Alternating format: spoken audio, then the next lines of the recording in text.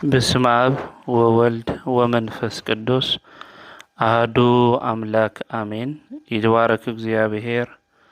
አምላከ አበዊነ ለዘአብጽሐነ እስከዛቲ ሰዓት ቅድመ ኩሉ ልዕሊ ኩሉ ናብዛ ሰዓት እዚኣ ዘብጽሐና ናይ አቦታትና ቅዱሳን አምላኽ ናትና እውን አምላኽ ቅዱስ እግዚአብሔር ስሙ ዝተኸበረን ዝተመስገነን ይኹን። እማ አምላክ ወላዲተ አምላክ ቅድስተ ቅዱሳን ድንግል ማርያም ስለ ፍጹም አዶነታ ስለ ፍጹም ክብሪ ምስጋና ይብጽሐያ። ኣብ ዝተፈላለየ ዓለም ኮይንኩም እዚ መንፈሳዊ ቻናል እዚ እትከታተሉ ስድራ እግዚአብሔር ኣብ መስቀል ተሰቂሉ ፍጹም ዝኾነ ሰላም ብዝሃበና ብሓደ ወዱ ብኢየሱስ ክርስቶስ ፍጹም ሰላም ኣመይ ትጸንሑ ኣመይ ትኾኑ ሰላም እግዚአብሔር ምስ ኩላትኩም ይኹን። ኣብ እግዚአብሔር ሰናይ ፍቓድ ንሎማዓንቲ እንመሃሮ ናይ ትምህርትና ርእሲ ዝኸውን ኒቆዲሞስ ዝብል እዩ። እዚ ቃል እዚ እንረኽቦ ኣብ ዮሃንስ ወንጌል ምዕራፍ 3 ቁጽሪ 1 እዩ። ብቤተ ክርስቲያንና ስርዓት ከምኡ እውን ብሊቁ ቅዱስ ያሬድ ይትበሃል ሸውዓይ ሰሙን ናይ ዓብዪ ጾም ኒቆዲሞስ ተባሂሉ ይጽዋዕ። ንሕና እውን ብዚ መሰረት ናይ ሎማዓንቲ ርእስና ጌርና እንመሃሮ ናይ ትምህርትና ርእሲ ዝኸውን ኒቆዲሞስ ዝብል እዩ። በተለይ ሊቁ ቅዱስ ያሬድ ኣውጾሞ ድጓ ዘኒቆዲሞስ ክናገር እንተሎ ሆረ ሃቢሁ ዘስሙ ኒቆዲሞስ ሽሙ ኒቆዲሞስ ዝተባሃለ ናብኡ ኸደ እናበለ እንትዝምር እንተሎ እንታመስግን እንተሎ ንምልከት ኢና። ኒቆዲሞስ ዝተባሃለ ሽሙ ናብ ጎይታና መድሓኒና ኢየሱስ ክርስቶስ ከምዝ ኸደ ይነግረና የርድአና እዩ። ኣብዚያው ዮሃንስ ወንጌል እውን ምዕራፍ 3 ቁጽሪ 1 ክናንብብ እንተለና ካብ ወገን ፈሪሳውያን ሓለቃ ይሁድ ዝኾነ ኒቆዲሞስ ዝበሃል ሰብ ነበረ እዩ ዝብል። እዚ ኒቆዲሞስ እዚ ካብ ፈሪሳውያን ወገን እዩ። ካብ ፈሪሳውያን ወገን ኮይኑ ድማ ሓለቃ ኣይሁድ ምዃኑ ይነግረና የርድአና እዩ። ሊቃውንተ ቤተ ክርስቲያን ናይ ኣይሁድ ሓለቃ ዝተባሃለሉ ምኽንያት እንታይ ምዃኑ ክነግሩና እንተለው ኒቆዲሞስ ሓለቃ ዝተባሃለ ብፍልጠቱ እዩ፣ ምሁረ ኦሪት እዩ። ስለ ዝኾነ ሓለቃ ተባሂሉ ኢሎም ሊቃውንተ ቤተ ክርስቲያን የርድኡና ይነግሩና። እዚ ኒቆዲሞስ ናይ ኣይሁድ ድማ ሓለቃ ብፍልጠቱ ድማ ምሁረ ኦሪት ዝነበረ ሰብ ናብ ጎይታ ከምዝ ኸደ ቅዱስ መጽሓፍ የርድአና። እስኪ ነስተውዕል ወገናተይ፣ ኣብዚ ዘመን እዚ ፍልጠት ሃለይዎም ፍልጠት ድማ ሒዞም ናብ ክርስቶስ ዝመፁ ወገናት ክንደ እዮም። ኒቆዲሞስ ግን ምሁረ ኦሪት ኮይኑ ኣብቲ ዘመን ካብ ዝነበሩ ፈላጣት ዝበሃሉ ሰባት ሓደ እዩ። ሓደ ግዜ እኮ ክርስቶስ ምኽታል ዘይተምሃሩ ሰባት እዮም ዝኽተሉ እናበልና እንናገር ሰባት እኒአና ኢና። ክርስትና ናይ ዘይምምሃር ምልክት እዩ እናበሉ ዝናገሩ ሓሳቦም ዝስንዝሩ ብዙሓት እዮም። ኣብዚ እዋን እዚ እውን ኣብ ዘመንና እውን ሃይማኖተኛ ንክበሃሉ እግዚአብሔር የለን ዝብሉ እግዚአብሔር የለን ብምባሎም ድማ ከም ፍልጠት ገይሮም ዝሓስቡ ብዙሓት እዮም። ኒቆዲሞስ ግን ናይ ኣይሁድ ሓለቃ ኮይኑ ምሁረ ኦሪት ኮይኑ ብፍልጠቱ ተለይተመክሐ ናብ ክርስቶስ ዝመፀ እዩ። ኣብዚ ዘመን እዚ ዘለና ሰባት እውን ክናስተውዕሎ ዝግብአና ምንም ዓይነት ፍልጠት ክህልወና ይኽእል፣ ምንም ዓይነት ዝሓዝናዮ ትምህርቲ ክህልወና ይኽእል ነገር ግን ሃም ኒቆዲሞስ ናብ ክርስቶስ ክንመጽእ ናብኡ ክንጽጋዕ ይግብአና ካሊእ ኒቆዲሞስ ናይ ኣይሁድ ሓለቃ እዩ ዝተባሃለሉ ምኽንያት ስለ ሽሞቱ እዩ ስለ ስልጣን እዩ ኒቆዲሞስ ኣብ ልዕሊ ኣይሁድ ዝተሾመ ሓለቆም እዩ በዓል ስልጣን እዩ ኒቆዲሞስ በዓል ስልጣን ኮይኑ ግን ንክመሃር ብለይቲ ናብ ጎይትኡ ዝኸደ እዩ ንእሽተይ ሽሞት ዘለና ስልጣን ዘለና ሰባት ናብ ክርስቶስ ንመጽእ ዶ ካሊእ ኒቆዲሞስ ናይ ኣይሁድ ሓለቃ እዩ ዝተባሃለሉ ምኽንያት ሓለቃነቱ ድማ በዓል ጸጋ ሃፍታም ስለ ዝኾነ እዩ ኒቆዲሞስ ሃፍታም እዩ በዓል ጸጋ እዩ ሃፍቱ ጸጉኡ ናብ ክርስቶስ ናብ ምምጻእ ዘይኸልኸሎ ናይ ኣይሁድ ሓለቃ እዩ ኣብ ዘመን እዚ በዓል ሃፍትታት ኣብ ቤተ ክርስቲያን ጉባኤ እንዮ ንዑት ንብሎም ተለና ኣይ ናፍቲ ጉባኤ እኳ የመጺ ግን ልጉባኤ ለድሊ ለመንታርዎ ልኾን ለወንበር ልኾን ሓደ ገንዘብ ክወኩም ልብሉ በዓል ሃፍትታት በዓል ጸጋታት እንዮ እግዚአብሔር ገንዘብና ይኾን ይልደሊ ኣቐዲሙ እግዚአብሔር ዝደልዮ ልብና ምዃኑ በዓልና ምዃኑ ክንፈልጥ ክንርዳእ እዩ ዝግበአና ኒቆዲሞስ ናይ ኣይሁድ ሓለቃ እዩ በዓል ሓፍቲ እዩ ምሁረ ኦሪት እዩ ፈላጥ እዩ በዓል ስልጣን እዩ ሽሞት ዘለዎ ሰብ እዩ ኒቆዲሞስ ብለይቲ ናብ ጎይታ መጸ ንሱ ብለይቲ ናብ ኢየሱስ መጸ ይዝብል ብለይቲ ናብ መን መጸ ናብ ኢየሱስ መጸ ንሕና ብለይቲ ናብ ኢና ንኸድ እንታይ ኢና ንሰርሕ እንታይ ዓይነት ፕሮግራማት እዮም ምሺ ክብል እንተሎ ኣብ ለይቲ ኣብ ጸልማት እንፍጽም ወገናተይ ኒቆዲሞስ ብለይቲ ናብ ምንታይ ኸደ ናብ መድኃኒትና ናብ ኢየሱስ ክርስቶስ ኸደ ጎይታና መድኃኒና ኢየሱስ ክርስቶስ መዓልቲ መዓልቲ ኣብ ቤተ መቅደስ እናምህረ እዩ ዝውዕል ነይሩ ለይቲ ድማ ኣብ ደብረ ዘይት እምባ ይኸይድ ነበረ ኣብ ሉቃስ ወንጌል ምዕራፍ 21 ቁጥር 37 ይነግረና ማለት እዩ ናብ ጎይታና መድኃኒና ኢየሱስ ክርስቶስ ናብ ዝርከበሉ ናብ ደብረ ዘይት እምባ ብለይቲ ኒቆዲሞስ ኸደ ኒቆዲሞስ ብለይትን ምንታዩ ኸይዱ እንድሕር ኢልና ስለ ዘይጠንክረ ስለ ዘይበሰለ ውዳሴ ከንቱ ድል እዩ መምህር ኣይሁድ እዩ ስለ ዝኾነ ብቐትሪ ኸይዱ ተትኸውን ነይሩ ለካዝ ይፈላጥ እዩ ምሁር እዩ ንብሎ ነርና ለካዝ ቀረዮ ዘይተምሃሮ ትምህርቲ እኒአዎ እዩ ንሕና ኢና ሰቂልና መምህር ኢልና እዮም በኢሎም ከየዋርድዎ ከይንዕቕዎ ውዳሴ ከንቱ ድማ ደልዩ ሰብ እኮ የተማሃርካይ ካብ ትብሎ ተማሂርካ ኢኻ ተትብሎ ደስ ይብሎ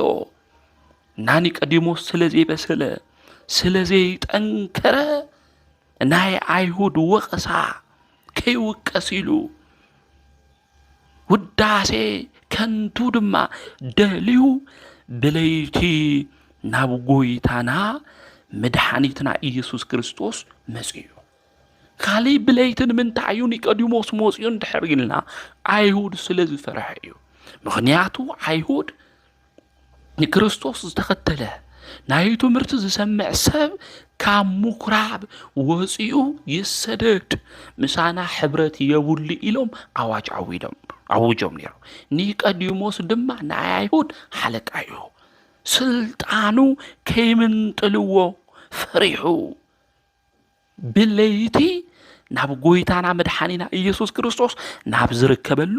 ናብ ደብረ ዘይት ኸደ እዚ ብለይቲ ልኸደሉ ናይ ኒቆዲሞስ ስለ ዘይጠንከረ ዝገበሮ ጉዳይ እዩ ካሊእ በተለይ ኒቆዲሞስ አውዚ ክንርኢ እንተለና ለይቲ ብምኻዱ ጠቒምዎ እዩ ምኽንያቱ ቀትርተ ትኾን ነይሩ ብዙሕ ሰብ እዩ ንክርስቶስ ዝኽተሎ ነይሩ ንጎይታና መድሓኒና ኢየሱስ ክርስቶስ ብዙሕ ሰብ ይኽተሎ ስለ ዝነበረ ኣይረኽቦይ ነይሩ ብነፃነት ኣይረኽቦይ ነይሩ በይኑ ረኺቡ ብነፃነት ድማ የመሓትቶይ ነይሩ ስለ ዝኾነ ብለይቲ ምኻዱ ለይቲ ምምራፁ ጠቒምዎ እዩ ካሊእ ትምህርቱ ንክርድኦ ምኽንያት ኮይንዎ እዩ ቀትሪ ልብና ይብተን እዩ ለይቲ ግን እቲ ልባኸነ ልብና ይስብሰብ እዩ ሓደ ይኾን እዩ እና ኒቆዲሞስ ብለይቲ ምኻዱ እውን ሃምሊ ጠቐሞ ኣበው ሊቃውንቲ ይነግሩና ይርድኡና እዩ ካሊእ ኒቆዲሞስ ምስ ክርስቶስ ምርኣይ ናይ ክርስቶስ ደቀ መዝሙር ንክበሃል ስለ ዝሓፈረ እዩ ምኽንያቱ ምስኡ ተተራእዩ ስልጣኑ ሽሞቱ ክውሰዶ እዩ ንስኻ ከምቶም ገሊላ ዲኻ ከምዞም ዘይተማሃሩ ሰባት ዲኻ ትኽተሎ ኢሎም ሰባት ከይንዕቕዎ ብምፍራሕ ብክርስቶስ ሓፊሩ እዩ ናዩ ተማሃሪ ከይበሃል ስለ ዝሓፈረ ኒቆዲሞስ አውዝ ዘመን እዚ አውዝ እዋን እዚ ክርስትናና ዘሕፍረና ክርስቶስ ምኽታል ዘሕፍረና ንጽላ ጌርኻ ናብ ቤተ ክርስቲያን ምኻድ ናይ ድሑር ኣተሓሳስባ መሲሉ ዝተረድአና መስቀል ምንጥልጣል ኣብ ክሳድና ምግባር ኣማዕቲብኻ ምብላዕ ናይ ዘይ ምስልጣን ምልክት እዩ ኢልና ዝሓሰብና ሰባት እኮ ብዙሓት ኢና ነዚ ኢና እኮ ለቤተ ክርስቲያን ክንኸድ እንተለና ነፀላና ፖርሳና እቲና ንኸድ ትነፀላ ለቢስና እዩ እኮ ይንኸዲ ስለናሓፍር ክርስቲያን እዮም ከይንበሃል ሃይማኖተኛ እዮም ከይንበሃል እናሓፍር አውዚ ዘመን እዚ እኮ ብዙሓት ኢና ንክርስቶስ ብምኽታልና እናሓፍር እሱ ባባና ዘይሓፈረስ ንሕና ከመይልና ብኡ ክንሓፍር ንኽእል ወገናተይ እና ክነስተውዕል እዩ ዝግብአና ኒቆዲሞስ ናዩ ተማሃራ እዩ ንዑ ይኽተል እዩ ከምቶም ና ገሊላ ሰባት ተባሂሉ ከይነዓቕ ምእንቲ ብለይቲ ናብ ጎይታ ኸደ ኒቆዲሞስ ብዞም ምኽንያታት እዚኦም ብለይቲ ናብ ጎይትኡ ከምዝ ኸደ ናይ ቤተ ክርስቲያን ሊቃውንቲ የርድኡና ካሊእ ብለይቲ መፀ ክብል እንተሎ ሚስጥራዊ ትርጉሙ ቅድሚ ምእማኑ ብዘይ ምእማን ጸልማት እናሃለወ ብርሃን ናብ ዝኾነ ክርስቶስ መፀ ብዘይ ምእማን መንፈስ እዩ ነይሩ ስለ ዝኾነ ኣብ ጸልማት ብዘይ ምእማን መንገዲ ኮይኑ ብርሃን ናብ ዝኾነ ናብ ክርስቶስ ኣብ ውሽጢ ጸልማት ኮይኑ ብርሃን እናደለየ መፀ ብርሃን ዘእምብርሃን ጸልማት ኣብ ቅድሚኡ ዘይጽልምት ናብ ጎይታ ናብ ኢየሱስ ክርስቶስ መፀ ኣብ ዮሐንስ ወንጌል ምዕራፍ 1 ቁጥሪ 9 ክናንብብ እንተለና ናይ እግዚአብሔር ቃል ከምዚ ይዝብል ስለ ኢየሱስ ክርስቶስ ብርሃንነት ክናገር እንተሎ እቲ ንኹሉ ሰብ ዘብርህ ናይ ብሓቂ ብርሃን ግና እቲ ናብ ዓለም ዝመፀ እዩ እቲ ናብ ዓለም ዝመፀ ዘብርህ ብርሃን ሓቀኛ ብርሃን ኣማናዊ ዝኾነ ብርሃን ንሱ እዩ እናበለ ወንጌላዊ ቅዱስ ዮሐንስ ስለ ናይ ክርስቶስ ብርሃንነት ክምስክር እንተሎ ንምልከት ኢና ብርሃን ጽድቂ መፀ ብሓጢአት ጸልማት ንዝነበርና ንክብረህልና ብርሃን ሕይወት መፀ ብሞት ጸልማት ንዝነበርና ንክብረህልና ብርሃን ትንሣኤ ተገለጸ ኣብ መቃብር ጽልመት ተታሒዝና ዝነበርና ካብ ጸልማት ንከውፅአና ብርሃን ነፃነት ተገለጸ ኣብ ባርነት ጽልመት ንዝነበርና ነፃ ከውፅአና ካብ ዲያብሎስ ኣገዛዝኣ ናይ ጸልማት መንደር ነፃ ከውፅአና ክርስቶስ ኣማናዊ ብርሃን ናብዚ ዓለም እዚ ተገለጸ እና ኒቆዲሞስ ብዘይ ምእማን ጸልማት እናሃለወ ብርሃን ናብ ዝኾነ ክርስቶስ ንኡ ክደሊ ድማ መጽአ እና ኒቆዲሞስ ብለይቲ መጽኡ ክንብል እንተለና እቲ ሓደ ምስጢራዊ ትርጉሙ እዚ ምዃኑ ምፍላጥ ምርዳእ ኣድላይ እዩ ካሊእ ለይቲ ጸልማት እዩ ከምቲ ለይቲ ጸልማት ዝኾነ ሕይወትና ኩሉ ጽልምትምት ዝበለና እንሕዞ እንጭብጦ እንታይ ምዃኑ ዝጠፍአና ዙርያና ሁሉ ገደል ዝመስልና ናይ ጸልማት መጋረጃ ጥራሕ እንምልከት ሰባት ነገር ሁሉ ጽልምትምት ክብለና እንተሎ ከም ኒቆዲሞስ ብለይቲ ናብ ክርስቶስ ዝመጸ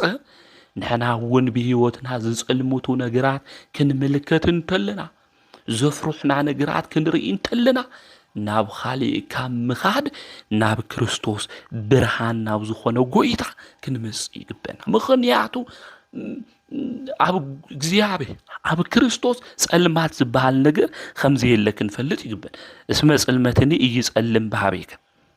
እቲ ጸልማት ኣብ ቅድሚኡ ጸልማት ይኾነ ዝጸልምት ነገር ኣብ ቅድሚ እግዚአብሔር ሃምለየለ ምፍላጥ ምርዳእ ይግበአና ማለት እዩ እና ኒቆዲሞስ ብለይቲ ናብ ጎይታ መጸ ዝብል ብዞም መንገዲ እዚኦም እያ ቤተ ክርስቲያን ተርጉማ እተምህረና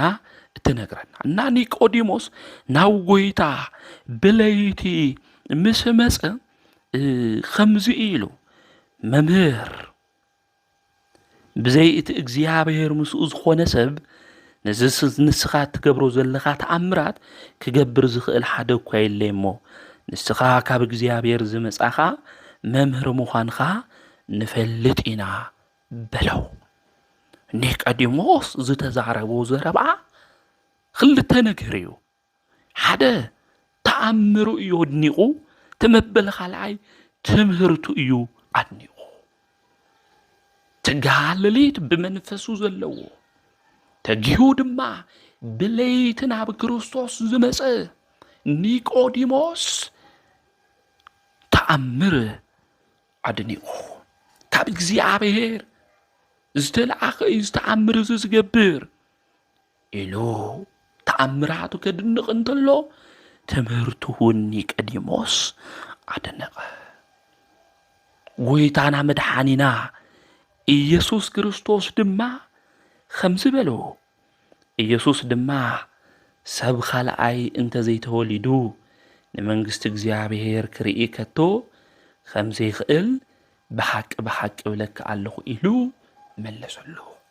እዚ ሰብ እዚ ተኣምራት ከድንቕ እንተሎ ትምህርቱ ከድንቕ እንተሎ ሰብ ብዚ ጥራሕ እዚ ክድሕነ ይኽእል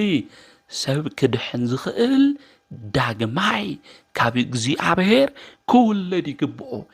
ዳግማይ ካብ እግዚአብሔር እንድሕር ዘይተወሊዱ ኣይድሕኒ ኢሉ ጎይታና መድሓኒና ኢየሱስ ክርስቶስ ንኒቆዲሞስ ነገሮ ንሕና ብዚ ዘመን እዚ እኮ ተኣምራት መድነቕቲ ኢና ተኣምራት ብምግባሩ ጥናሕ ዝደሓና ዝመስለና ብዙሓት ኢና ትምህርቱ ጥራሕ ሒዝና ምግባር ክርስትና ዘይብልና ብምስማዕና ጥራሕ ምግባር ሃይማኖት ጠፊእና ዝደሓና ዝመስለና ብዙሓት ኢና ኣብ ካሊእ ዓለም ዘለው በመንፍቅና ዓለም ዘለው ብተሃዱሳዊ መንፈስ ዘለው ሰባት ልክዕ ከም ግንስቲኮች ብፍልጠትና ንድሕኒና ብእምነትና ጥራሕ ንድሕኒና ጥምቀት የድሊ ዝብሉ ኣብዚ ዘመን ዝኒአው እዮም ትግሃለሊቱ መንፈስ ትህትንኡ ክርስቶስ ተመልኪቱ ንኒቆዲሞስ ግን ብተኣምር ጥራሕ ብትምህርቲ ጥራሕ ኣይድሓኒ ስለዚ ንስኻ ይኣመንኻን ክትኣምን ይግብእካ ክትጥመቕ ይግብእካ ዳግም እውን ክትውለድ ይግብእካ ኢሉ ነገሮ ኒቆዲሞስ ክርድኦ ኣይከኣለይ እንታይ ከም ዝብል ዘሎ የተረድኦይ ከምዚ ኢሉ እውን ተናገረ ሰብኸ ምስ ዓበየ ከመይ ኢሉ ካልኣይ ክውለድ ይኽእል መሊሱ ናብ ማህፀን እንኡ ኣትዩ ክውለድ ዶ ይኽእል እዩ በሎ ኢየሱስ ድማ ከምዚ ኢሉ መለሰ ብሓቂ ብሓቂ ብለካ ኣለኹ ሰብ ካብ ማይን ካብ መንፈስን እንተዘይተወሊዱ ናብ መንግስቲ እግዚኣብሔር ክኣቱ ዝኽእል ከቶ የለን እቲ ካብ ስጋ ዝተወለደ ስጋ እዩ እቲ ካብ መንፈስ ዝተወለደ ከዓ መንፈስ እዩ ካልኣይ ክትውለድ ኣለኩም ስለ ዝበልኹኻ ኣይትገረም ነፋስ ናብ ዝደለዮ ይነፍስ ድምፁ ከዓ ትሰምዕ ካበይ ከም ዝመፀ ናበይ እውን ከም ዝኸድ ግን ኣይትፈልጥን ኢኻ ኩሉ እቲ ካብ መንፈስ ዝውለድ ድማ ከምኡ ኢሉ መለሰሉ ኒቆዲሞስ ብለይቲ ናብ ጎይታ መፅዩ ሚስጥረ ጥምቀት ድማ ጎይታ ኣምህሮ ብስጋ ዝተወለደ ስጋ እዩ ነዚ ዓለም እዚኣ ንክትርኢ ግን ካብ ስጋ ክትውለድ ይግብእካ መንግስተ ሰማያት ንምርዓይ ድማ ካብ መንፈስ ክትውለድ ይግብእካ ንሱ ድማ ብማይን ብምንታይን በሉ ብማይ ክትጥምቕ ከም ዝግብኦ ካብ መንፈስ ድማ ክውለድ ከም ዝግብኦ ጎይታ ነገሮ ኣረድኦ ካብዚ ካብ ዝሞት ፈራሲ ካብ ዝብስብስ ስጋ ዝተወለደ ይመውት ይፈርስ ይብስብስ ካብ ሕያው መንፈስ ቅዱስ ሕያው ኮይኑ ዝተወለደ ግን ንዘለዓለም ይነብር ኢሉ ጎይታ ስለ ዳግም ልደት እንታይ ምዃኑ ሚስጥሩ ገሊጹ ነገሮ ኣብዚ ኒቆዲሞስ እንምልከቶ መምህር ኢሉ ትናገር እንተሎ እዩ ናይ እግዚኣብሔር ወዱ ምዃኑ ኒቆዲሞስ የፈለጠ ኣብዘይ ምእማን ጽልመት እዩ ዘሎ ስለዚ መምህር ኢሉ ሕቱኡ ሓቲቱ ሓደ ብሓደ ድማ መድኃኒት ንሱ ኢየሱስ ክርስቶስ ስለ ሚስጥረ ጥምቀት እንታይ ምዃኑ ገለጸሉ ነገሮ ካብ መንፈስ ዝውለድ መንፈስ እዩ ረቂቕ ዝኾነ ልደት ምዃኑ ካብ መንፈስ ቅዱስ እንውለዶ ልደት ድማ ነገሮ እቲ ዘጥምቐና ካህን እኮ ንሪኦ ኢና እቲ ንጥመቐሉ ማይ እኮ ንምልከቶ ኢና ነገር ግን ብዝረኣይ ኣገልግሎት ዘይራኣይ ጸጋ መንፈስ ቅዱስ ድማ ይሓድረና ብምንታይ ብሚስጥረ ጥምቀት ነዚ እዩ ሚስጥር ኢልና እውን ሚስጥረ ጥምቀት እንጽውዖ ነዚ እዩ بأمنة ون النقبلو نزيو بي بعين السجا النرئي خونيتي كابجزيابير إنه لدو لدت مالتي بتمكن مسترسو على اللون زمخانو مفلات مردعون عدلاي لا بمنفس تولد منفس ينزع عمنو بر نزي عمنو سلزي بهاون بيت كريستيان مسترت امكات مستر مخانو تمهرنا تنقرنا نا كريستوس زير الدوي تبلتلو نفاس هيرعي إلو كابي عامل مسعي فلتي خزي نفاس هيرعي هيجبت اي دسسي نفاس بزرعين عنفلتو أبورا انتابون ننتلو اوام دما توزاوستلو معبل انت الناوس انتلو نفلت منفس قدوسون ركيقيو سرحوك سرح انتلو نابزد ليو دما كحدر انتلو نا منفس قدوس انفلتو بسقا براديت كحدر انتلو عبتو موسى بإياسو عبتو إلياس بإلسا كحدر تلو همي مخانو بعين سجاي نوري كنت تسقى حديري لك منفس قدوس همز مخانو مفلات مرد عدلاي كان منفس قدوس ونو لدو لدت انتهي مخانو بسفحو تنتينو نجيرو عرديو إنه نيقوديموس ناي ميستر دك مزمور خونا ناي قويتانا مدحانينا إيسوس كريستوس ناي ميستر انتهي خونا دك مزمور خونا ናይ ሚስጥር ደቀ መዝሙር ኮይኑ ክርስቶስ ዘምህሮ ትምህርቲ ድማ እንታይ ምዃኑ ኣብ ልቡ ኣቐመጠ። ከዚ ኒቆዲሞስ ክርስቶስ ኣምላኽ ይኹነ እንተኢሎሞ ኣይቐበሎምን። ምኽንያቱ ኢየሱስ ክርስቶስ መን ምዃኑ ኒቆዲሞስ ፈሊጡ ተረዲኡ። ኣብዚ ኣብ ዮሃንስ ወንጌል ምዕራፍ 7 ካብ ቁፅሪ 34 ጀሚርና ክነንብብ እንተለና በተለይ ሓደ ታሪክ ነግኒ ኢና። ኣይሁድ በተለይ ፈሪሳውያን ኣብቲ ዘመን እሱ ንኢየሱስ ክርስቶስ እቶም ሓሽከሮም ኣሲሮም ንከምጽእዎም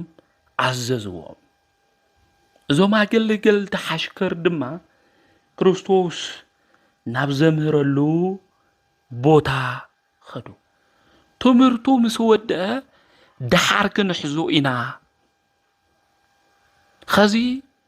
ትምህርቱ እስካብ ንውድእ ንጸበዮ በለው። ክርስቶስ ድማ ትምህርቱ ከምህር እንተሎ ንሳቶም ይሰምዑ ነበሩ።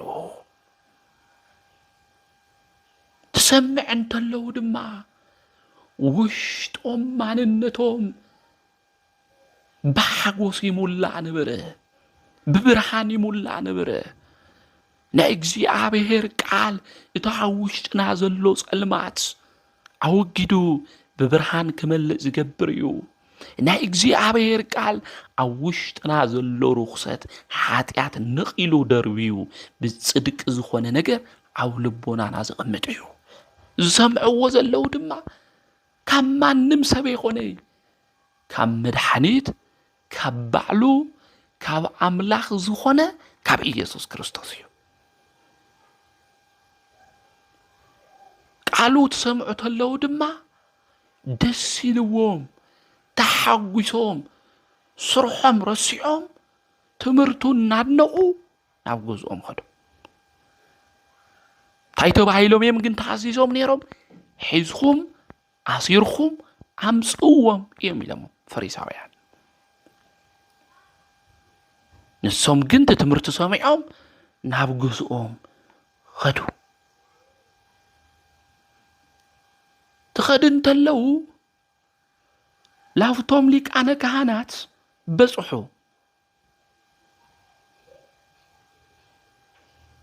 እንታይ ኢልና ኣዚዝናኩም ነርና? እንታይ ገይርኹም? ኣበይ ኣሎ ክርስቶስ ኢየሱስ በልዎ። ኢየሱስ ኣበይ እኒኦ?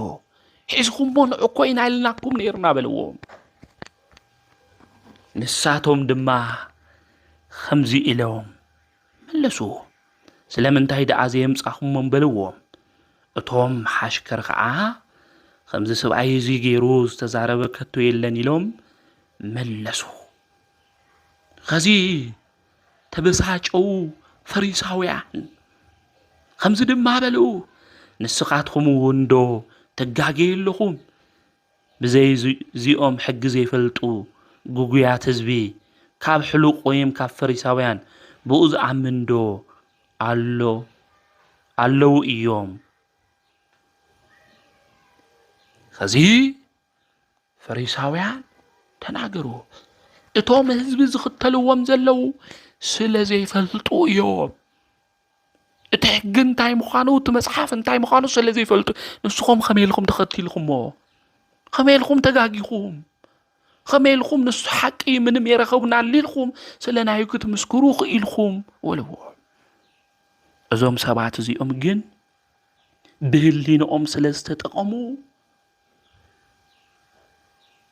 ህሊንኦም ሓቀኛ ዳኛ ስለ ዝገበሩ ፍርሃድ ስለ ዝገበሩ ኣሕልቆም ስለ ዝዓዘዝዎም ጥራሕ ነቲ ንጹህ ዝኾነ ኢየሱስ ክርስቶስ ኣሲሮም ሒዘሞም ክመፁ ይደለዩ። ብሕሊንኦም ተገዝኡ። እንተይ ሰብ ይኾን ሕሊንኡ ተጠቂሙ ኣብዚ ዘመን እዚ ዝሰርሕ ዘሎ ወገናተይ፣ ንሕና እኮ ንሰባት ከይቅየሙና ንሰባት ድማ ከየናድዶም ከይንሕረቆም ኢልና እኮ ንሰብ ኢልና እኮ ዘይግባእ ስራሕ ኣብዚ ዘመን እዚ እንሰርሕ ብዙሓት ኢና። بحلينا تتقيمنا زي خنا حلينا عنا خصوصنا لك خمزي خنا إننا نجرنا نسبك نحجوس إلنا إن سرحكو أو زمن زبصحاتنا لبا أملاك داويد عم مزمور سلاسي خلتي قدرتش عندك زمر انتلو لنجرناك علنيو خم انسسا بلقوامهم خوينوم لك أخم انسسا دما زخودو سبات خمزلو ينجرنا يردنا يو لبا أملاك داويد عوزي عم مزمورو كزمر انتلو سبات لك أخم انسسا خمزو خونو خم أون بتنعيق زي عابهرك على خمزي خدو كنجرنا انتلو خمزي إزبلنا بلبابن بلقوامن خم زقرحو لب خمزي يبلون أفراسن عباقلنا يتخونو إزبلنا خم بقلي خم فرس يتخونو لقوام خمزي يبلوم خم عطوم يتخونو يمزن بقى إمرو خم تمرحو سبب بقى إمرو ممرح حديقو بخالي عايمرو نتحر زمرح خوينو انسسا خوينو نيو مالتو سب خوينو تفتيرو خم انسسا زنبر دما عب زمننا بزحيو خمزوم حاشكرات زيوم عايمرو تتقيموم اللينو تتقيموم زخدو خوم كنخون أملاخنا قدوس إجزي عبهير نخلنا يحجزنا نافت زمن السوز نبرو فريساويان تنعددو خميل خمسهم تقاقيو لك عكوزي ولو حدا جزيكو سلا هايمانوتنا تنناقر انتلنا تهايمانوت زي لما حاسيروم سلنا أمنو هايمانوت ممرح زهونا احلوق سبسلت أنا تكون نيوكو زيوكم كتقبرو تقبأكم تهايمانوت زيو أرثوذكساوي تزيا تابيت كريستيان تبل زيايا عاب زي بوتوهم أولق إلهم آتيهم سلا هايمانوت ممرحكونا زدولي سبات كوبزو حاتيهم زوم سبات زيوم عيبك أحلقنا أيوم عزيزومنا سلا زخونا عصيرنا كنوس دوينا يولي أو الزمن زكول من تايز نجر زت جبر لها تتوهيلكو ولا جيجا لخون نجر عين حلق أي تأساس كفتس مني جيجا نخون النافلة أكوي عي أمرونا يجزء النمبر خميلنا خم إنسسا جور والتوعلنا كل نجر كن جبر نخال نامستو عليه دليو أو الزمن زون لك خم فريساويان زت جورنيكم زت صرحنيكم زجيجا أيو نهايمانوس مسفرتكو يفلتوي عيمان نبي كريستيان تعيم يفلتوي دوغما تعيو قنونا تعيو توفيت تعيو يفلت ግን እሳቶም ብልምቾምና ብልጥዕሞ መንገዲ ጥራሕ خدولولنا ሰባት እኮ ዘመን ዝንየው ልክ አማ ይሁድ ማለት እዩ አምዘም ፈሪሳውያን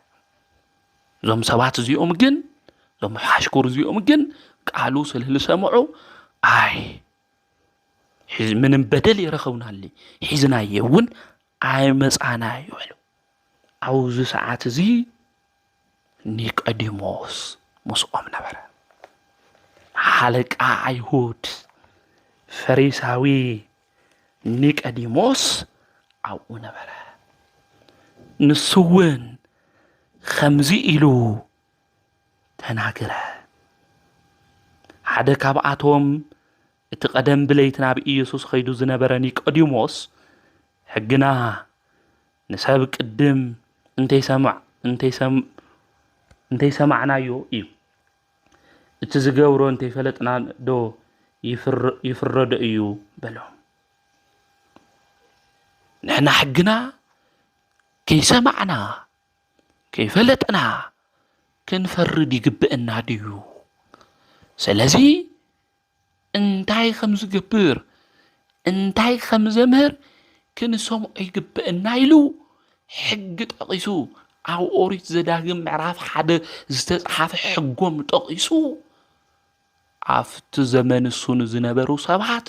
عافو معصوم نيقوديموس ناي ليتي دق مزمور ناي قويتو مستر زسمع نيقوديموس نقويتا نكي قتلوو نكي عصروو عاوزي تخراخرالو كلهم تعمسون تلو بدلني أيو كبلون تلو نيقوديموس بينو خوينو ስለጎይቱ መስከረ ሕጊ ጠቂሱ ካብ ምግራፍ ካብ መቕታል ካብ ምትሓዝ ንክርስቶስ ኢየሱስ ኣድሕኖ ንሱ ልክዕ ኣይኮነን ዘምህሮ ልክዕ ኣይኮነን ዝኽተልዎ ሰባት እውን ስለ ዘይፈለጡ እዮም ክብሉ እንተለው ከግሩምሩሙ እንተለው ኒቆዲሞስ ግን ተዛረበ ወገናተይ ኣብዚ ዘመን እዚ ቤተ ክርስቲያን እንትጽረፍ እንተላ ሱቕ ዝበልና የለና እንዶ ሱቕ ኣነ ሓደ ኢናስ ምስኦም ተደሪብና ኢና ስለ ኦርቶዶክሳዊ ተዋህዶ ቤተ ክርስቲያን እናናሽው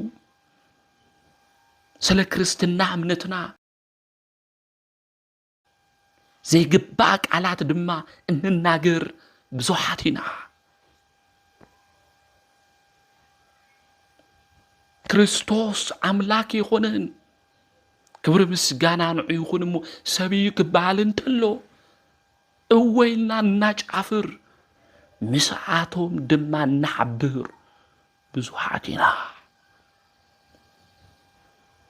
ስለ ሃይማኖትና ተኸራኺርና ክንረትዖም እኳ ተለይከኣልና ኣይ ልክዕ ይኾንኹም ኦርቶዶክስ ተዋህዶ ቤተ ክርስቲያን ከምዚያ ክርስቶስ እውን ከምዚ እዩ ኢልና ክንናገር ክንምስክር ይግበአና ኒቆዲሞስ እኮ በይኑ እዩ ስለ ሓቂ ግን ተናጊሩ ሕጊ ጠቂሱ ተናገሮ ንሕና እውን እቲ ሓቂ ዝኾነ እቲ ትኽክለኛ ዝኾነ ነገር ክንናገር ይግበአና እምበር ምስ ዓመፀኛታት ሓቢርና ናይ ዓመፅ ቃል እናተናገርና ንቤተ ክርስቲያንና ንኦርቶዶክስ ተዋህዶ ቤተ ክርስቲያን ዝጎድእ ነገር ክንፍጽም ክንገብር ኣይግበአና እና ኒቆዲሞስ ቶም ሰባት እሶም ኣብቲ ዘመን ነበሩ ሰባት ስለ ክርስቶስ ዝኾነ ነገር ክብል እንተለው ንስማዓዮ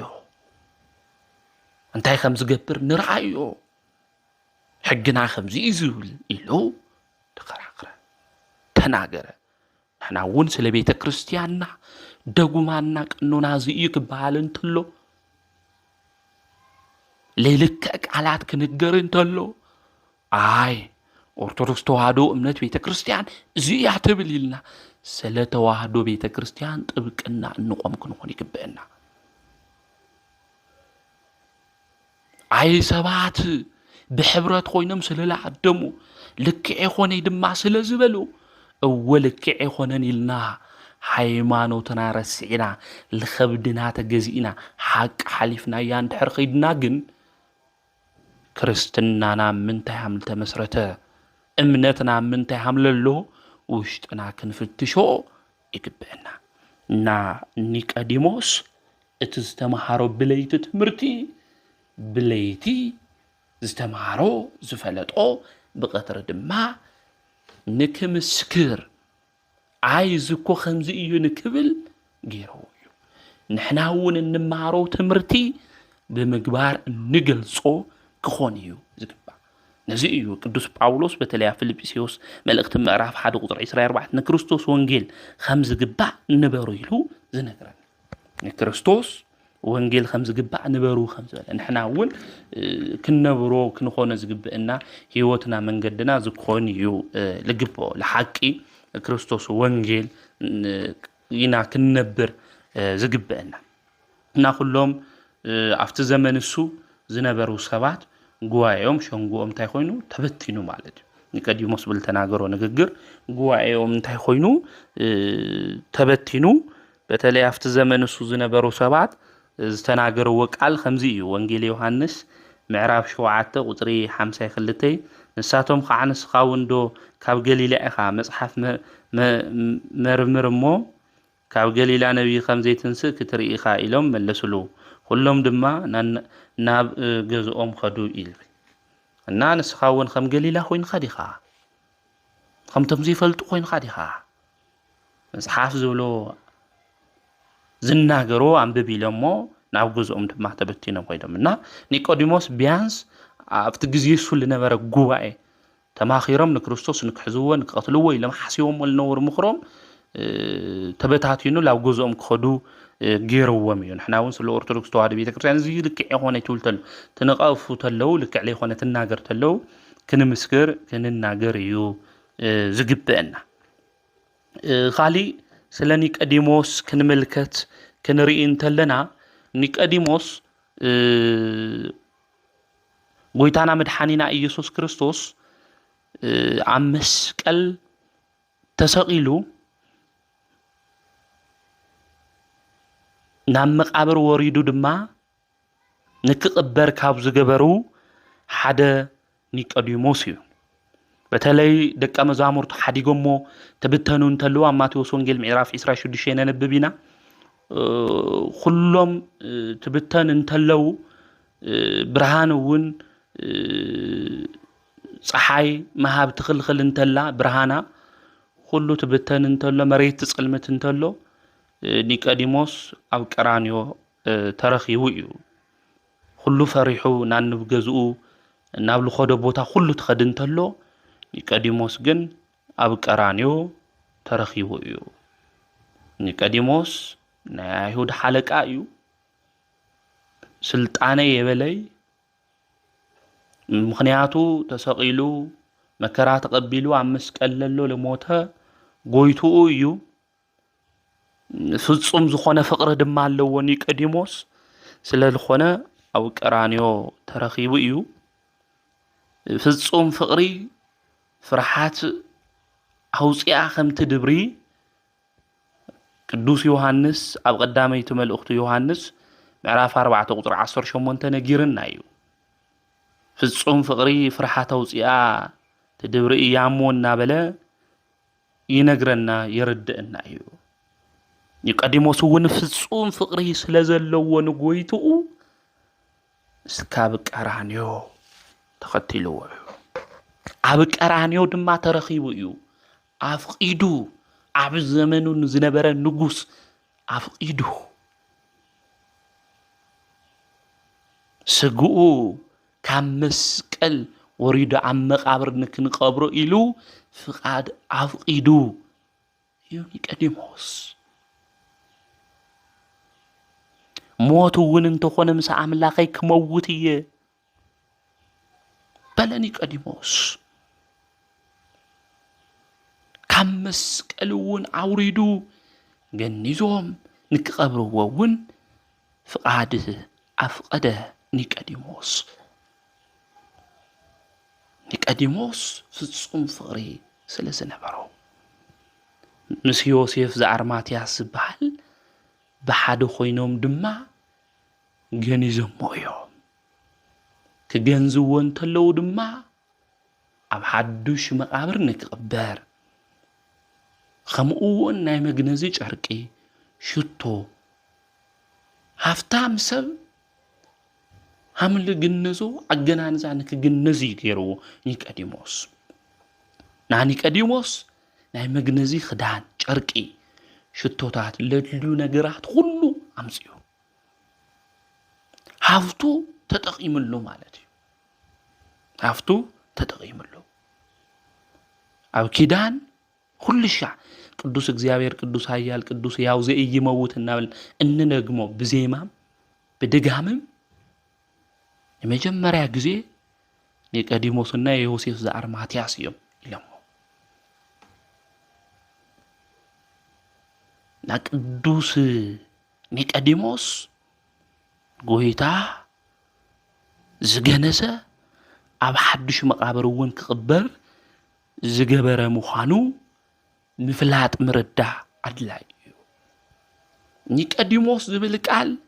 ናይ ግሪክ እዩ ትርጉሙ ዓወት ህዝቢ ማለት እዩ ዓወት ህዝቢ ማለት እዩ ና እዚ ኒቆዲሞስ ዝተባሃለ ሰብ ህይወቱ ክንምርምሮ ክንሪኦ እንተለና ቅዱስ መጽሓፍ ዝነግረና ዘረድአና እዚ እዩ ኒቆዲሞስ ታሪኩ ኣብ ዮሐንስ ወንጌል ጥራሒና ንረኽቦ ና ኒቆዲሞስ ታሪክ ከምዚ ክንብል እንተለና ግን ኒቆዲሞስ ኣብ መጽሓፍ ኣብ ዮሐንስ ወንጌል ጥራሕና ንረኽቦ ንበል እምበር ቤተ ክርስቲያንና ከተምረና ተላ በብዙሕ ምሳሌ ኒቆዲሞስ ንረኽቦ ኢና። ለኣብነት ንሕና ናብ ቤተ ክርስቲያን ትንኸድ እንተለና ኣማዕቲውና ትንሳለም እንተለና ላብ መሬት ኢና ንሰግድ። ሰጊድና ትንሳለም እንተለና ናይ ጎይታና መድሓና ኢየሱስ መቃብሩ ንሓሰብና እዩ ክኾን ዝግብኦ እና መጀመርያ ትንሳለም እንተለና ላብ መሬት ተደፊእና ንሳለም ናብ ቤተ ክርስቲያን ትንኸድ ተለና ካብኡ ብየማንና ብጸጋም ኢና ንሳለም። እዚ ና ባዕሉ ዝኾነ ትምህርቲ እኒኤዎ እዩ። ላብ መሬት ወዲቕና ምስላምና መቃብሩ ኢና ንዝከር። ብየማንና ብጸጋም ትንሳለም ተለና ድማ ዝገነዝዎ ዮሴፍ ዘአርማትያስና ቅዱስ ኒቆዲሞስ እና ኒቆዲሞስ በብዙሕ ቦታ ንረኽቦ ኢና ማለት እዩ። ኣብ ቅዳሴና እውን ንረኽቦ በብዙሕ ነገር ንረኽቦ ኢና። ቤተ ክርስቲያን እውን ተምህረና። ኣብ መጽሓፍ ግን ታሪኩ ዝተጻሓፈ ኣብ ዮሐንስ ወንጌል ምዃኑ ክንፈልጥ ክንርዳእ ይግብአና። ኒቆዲሞስ ካብ ደብረ ዘይት እስካብ ቀራንዮ ዝተጓዓዘ እዩ። እስካብ ቀራንዮ ዝተጓዓዘ እዩ። ግን ካብ ኒቆዲሞስ እንታይ ኢና ንመሃር? ናብ መወዳእታና ዝኾነ እዚ እዩ። እንታይ ኢና ንመሃር ካብ ኒቆዲሞስ? ካብ ኒቆዲሞስ እንመሃር ትሕትና እዩ። ኒቆዲሞስ ናይ ኣይሁድ ሓለቃ እዩ። ምሁረ ኦሪት እዩ። ባዕሊ ጸጋ ሃፍታም እዩ። ሽሞት ዘለዎ እዩ። ነገር ግን ብለይቲ ናብ ጎይቱ ክመሃር ዝኸደ እዩ። ንሕና እኮ ንእሽተይ ፍልጠት እንድሕር ሃልዩና ትዕቢትና ብዙሕ እዩ። ተማሂሩ ከም ዘይተማሃረ ፈሊጡ ከም ዘይፈለጠ ናብ ደብረ ዘይቲ ናብ ኢየሱስ ክመሃር ኒቆዲሞስ ብትሕትና መንፈስ ኸደ። ኣብ ቀዳማይ ጴጥሮስ ምዕራፍ 5 ቁጥሪ 5 እግዚአብሔር ንዕቡያት ይቃወሞን ንትሑታት ጸጋ ይህቦም እዩ ዝብል። ናግዚአብሔር ዝፈትዎ ዝተሰበረ ልቢ እዩ። ስለ ዝኾነ ብህይወት ዘመንና ሁሉ ትሑታት ክንኾን ይግብአና። ንእግዚአብሔር እቲ ዝበለጸ መስዋዕቲ ዝተሰበረ ልቢ ምዃኑ ልቢ ኣምላክ ዳዊት ኣብ መዝሙሩ ይነግረና ይርድእና እዩ። ኣብ መዝሙረ ዳዊት መዝሙር 51 ቁጽሪ 16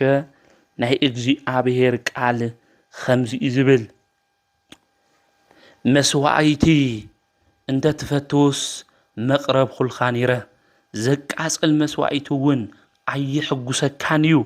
መስዋዕቲ እግዚአብሔር ዝተሰበረ መንፈስ እዩ። እግዚአብሔር ንዝተሰበረን ንዝተዋረደን ልቢ ኣይንዕቕን እዩ። ስለዚ ዝተሰበረ ልቢ እግዚአብሔር ዝፈትዎ እዩ። ንሕና እውን ብህይወት ዘመንና ሁሉ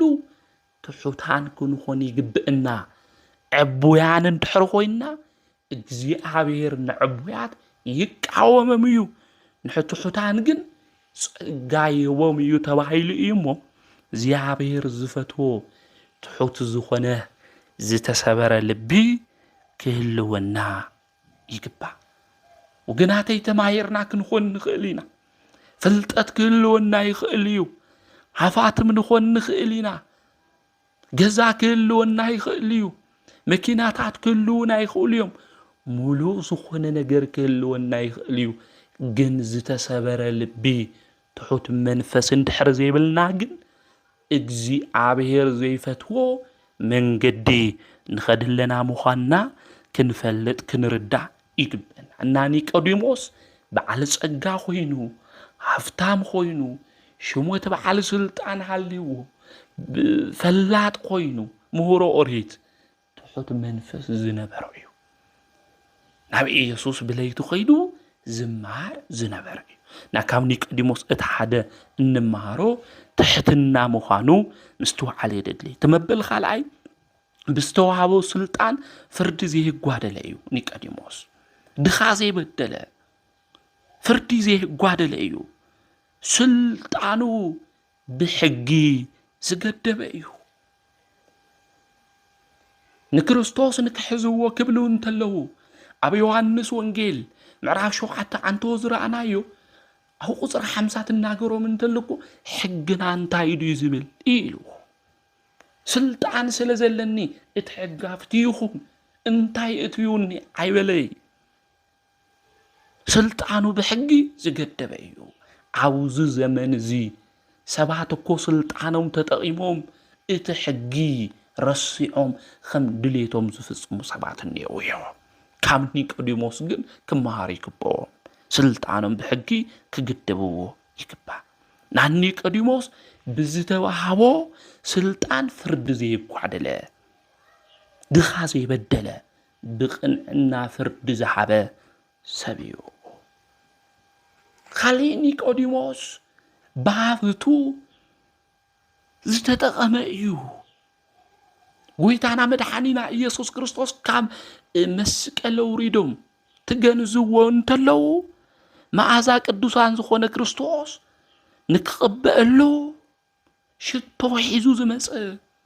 تكግን نزلو ጨርቅ خدان حيزو زمصه سبيو نابعفتو زترفه سبيو نحناون بهيوت زنا زمن كله حفتنا كنترفلو يقبع نسبات كنتقملو يقبع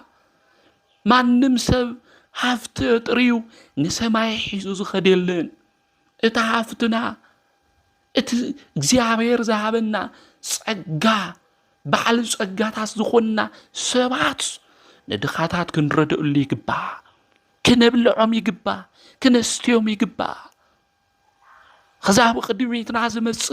نايتون ساي بعلنيو ناي فاسيكا بعلنيو مانم وغن زيبلوم غزኦም عصيوم زبخيو زحزنو زبلع زيبلوم بزحات وغنات نيونا كاب غزኦም زتمزابلو زرسلو زدقسلو بوتا زيبلوم زبلعو زيبلوم وغن ردئنا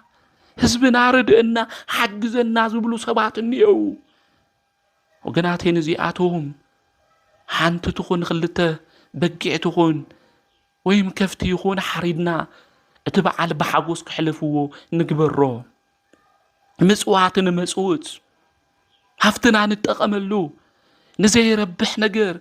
نمستاي نمجفار نمزلال سبب ما نمقتال لكنتو نقر جنزبنا ينتقملو نيقوديموس بجنزبو معازا قدوسان زخونه نكريستوس شتو نقبلو ايو جنزبو افسيسو نحنا ون جنزبنا نتوم دخاتات اندحر بلعنا نግዚአብሔር بلعنا عينا ندخاتات اندحر يبنا نግዚአብሔር نلقحلنا عينا سلازي እቲ እግዚአብሔር زهبنا هافت انت كبار خلنا نتوم دخاتات كنبلعم كنستيوم يقبئنا وغناتي بزوحات استفناقلو بزوحات سدتኛታት ኮይኖም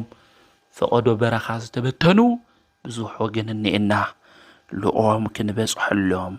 يقبئنا سلازي نيقوديموس بهافتو استتقم زستوعل سبيو احنا ون بمستوعل منفس خوينا هافتنا كنتقملو يقبئنا مستوعل منفس نخلنا እግዚአብሔር يعدلنا نزئيو عم مصحف ምሳሌ ምዕራፍ 4 ቁጥር 7 كهافت كله يمستوعل عطريا زبل خليني نيقوديموس بليتنا بدبر زيت ايو زخدنيرو دبر زيتي مثال بيت كريستيانيا دبر زيتي ناي من مسال إيا ناي بيت كريستيان ناب بليتي ناب دبر زيتي خد نيرو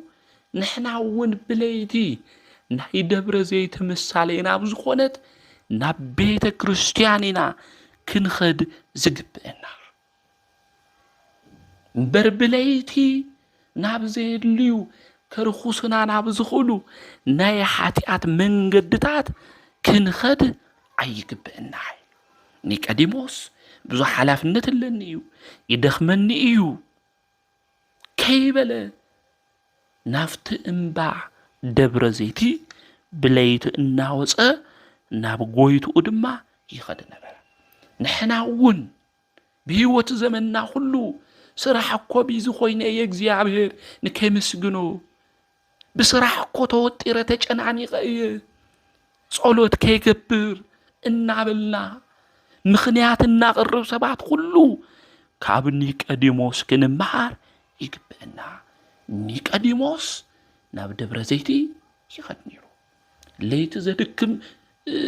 ደኺሙ ክርሰሉ ዝግባእ ነይሩ ከዕርፈሉ ዝግባእ ነይሩ ምክንያቱ መዓልቱ ብዙሕ ስራሕ ይሰርሕ ነገር ግን ናብ ጎይቱ ይኸድ ነበረ ንሕና እውን ብህይወት ዘመንና ሁሉ ليتي كنصلي يزقبئنا وغناتي خطراو زي مچو بوتا كنخون نخلينا صراح كون يخل بيزي كنخون نخلينا اب غزانا غن ناي صلوت غزان نينا دو نصلي دنخون بصلوت منفس خوينا نعملخنا نلمنو نخون دو وغناتي ليتكنا مسجنهم لقبئنا لب املاخ داويت عم مزمورو خمزي زبلنا عم مزمور 134 كنا نببنت لنا لب املاخ داويت خمزي بل مزمور 134 قصري خلته بليتي عوشت بيت مقدسو اعداوكم العلكم ناجزي ابيهر بارخو معازي زبل بليتي عبوشت بيت مقدس اعداوكم العلكم نجزي عبير بارخو نجزي عبير مسكنو يزبل نا انت عينا كنقبر زقبئنا ندحريلنا نعملخنا كنا مسجن خمز قبئنا لبا عملاخ داويت ينقرنا يردنا ناني قديموس اقرو ناب دبر زيتي عينو كريستوس يزلري نيرو ازنو وانجيليو زسمع نيرو نحنا انت ماشيين نريو ናይ ጽድቅ ነገር ድዩ እንሰምዖ ነገር እንታይ ወገናተይ አትራብ ስራሕ ኢልና ድኽምኽም ኢልና ናብ ገዛና ክነዓተው እንተልና እንታይና ንርኢ እንታይና ንሰምዕ ጸሎት ዲና ንገብር ንእግዚአብሔር ቃል ዲና ንሰምዕ መዝሙር ዲና ንሰምዕ እንታይና ንገብር ወገናተይ እንትመሺ ጸጥ ክብል እንተሎ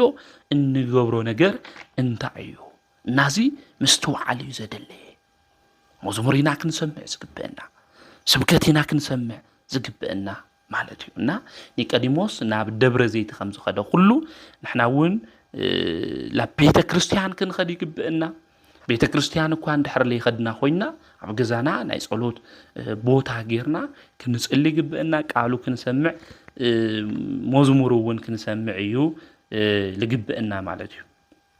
እና ኒቆዲሞስ ህይወቱ ለምህረና እዙ ምዃኑ ሊቃውንተ ቤተ ክርስቲያን ብሰፊሑ ይነግሩና የርዱኡና እዮም ማለት እዩና በመዓልቱ ኾነ ብለይቲ ኾነ ንእግዚአብሔር ቃል ክነስተውስ ክንዝክር ከም ዝግብአና ውን መጻሕፍትና ይነግሩና የርዱኡና እዮም በተለይ መጽሐፈ ኢያሱ ምዕራፍ 1 ቁጥር 8 ውን ክናንብብ እንተለና በመዓልተም ብለይትም ንእግዚአብሔር ቃል ክንዝክር ሃም ልግብአና ይነግረና ይርደና በቀትርት ንብል እንተለና በሐጎስ እዩ ብለይቲ ክንብል እንተለና በመከራ እዩ ማለት እዩና ንሕና ግን ለይቲ ሽፋን ጌርና ብዙሕ ኃጢአቲና እንሰርሕ ማለት እዩ በተለይ በአምላክ ዳዊት ለይቲ ምክንያቱ ቀትሪ ብዙሕ ስራሕ ይሰርሕ ስለልነበረ ለይቲ ኃጢአቱ እናዘከረ ይበኪ ሃም ነበረ ቅዱሳት መጻሕፍቲ ይነግሩና ይርዱና እዮም ኣብ መዝሙረ ዳዊት ምዕራፍ 7 ቁጥሪ 6 ተናንብብ ተለና ነግኒኤና ከምኡውን ኣብ መዝሙር 51 ቁጥሪ 1 ነግንዮ ኢና ከምኡ እውን ኣብ መዝሙር 119 ቁጥሪ 136 ነግንዮ ኢና ማለት እዩ እና ልበ ኣምላክ ዳዊት ኃጢአቱ እናዘከረ ልበደሎ ነገር ሁሉ እናዘከረ ብለይትን ኣምላኽ እግዚአብሔር የምስግን ሀምል ነበረ ይነግረና የረደእና እዩሞ ንሕና እውን ለይትና ሁሉ ልተባረኸ ለይትና ሁሉ ቃሉን ንሰምዐሉ ንዝምረሉ ለይቲ እዩ ክኾን ልግባአና ካብ ኒቆዲሞስ ህይወቱ እንመሃሮ ዘረደእና እዩ ብልተመሃርናዮ ትምህርቲ ሁሉ ለህይወትና ልጠቅም ልረብሕ 30 60 100 ፍራፍሪና መንግስቱን ንወርስ ሽሙን ንጽውዕ ይግበረና አምላኽና ቅዱስ እግዚአብሔር ወስብሐት ለእግዚአብሔር ወወላዲቱ ድንግል ወለመስቀሉ ክቡር